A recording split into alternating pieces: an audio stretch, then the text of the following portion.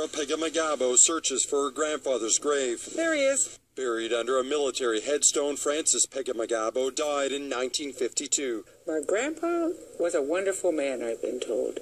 He fought for what he believed in, and he went to make sure that we would have freedom. Pegahmagabow was an expert sniper and scout. In 1914, he volunteered to fight for Canada in the First World War.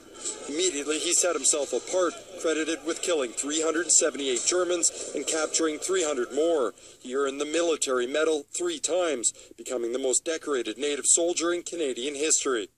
And yet his granddaughters say Pegahmagabow never enlisted for fame.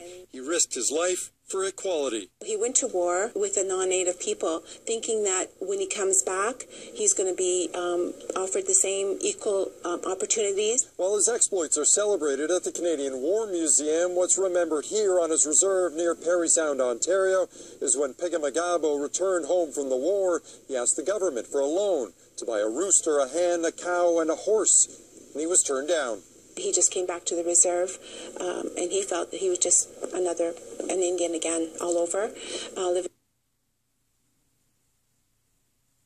in poverty. Tony Cody comes from a long line of men who also risked their lives for Canada, and then were summarily pushed aside. We were just told that go back to reserve and be a good little Indian. Cody served in Korea. His uncles all served in the Second World War, and his father fought in the First. I never heard him talk about the war or anything, even my uncles. They never mentioned nothing about their experience. I think what they just wanted to forget about it. Despite being a major part of Canada's efforts, many of the 4,000 native soldiers who fought in the Great War faced constant hazing and discrimination in a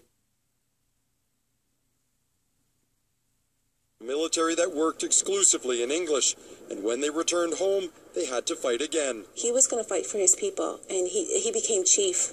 Francis Pegahmagabow's picture now hangs in the Wasauksing Band Council chambers as a reminder and lesson to all. Peter Ackman, CTV News, Parry Sound, Ontario.